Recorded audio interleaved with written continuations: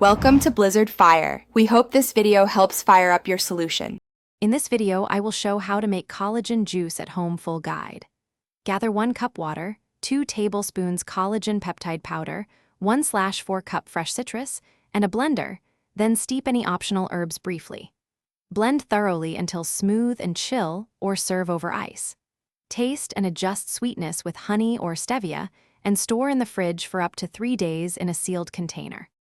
In this segment, I explain ingredient choices and why they matter for efficacy and taste.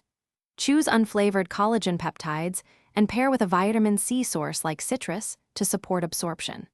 Select fresh produce and organic options when possible to reduce additives.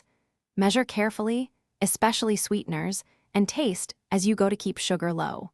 Note that dairy or thick liquids will change texture, so adjust liquid volume accordingly for desired. In this section, I help you with a clear step-by-step method to ensure smooth results. Start with measured liquids and collagen in a blender, add citrus or flavorings, then blend briefly to avoid excess foam.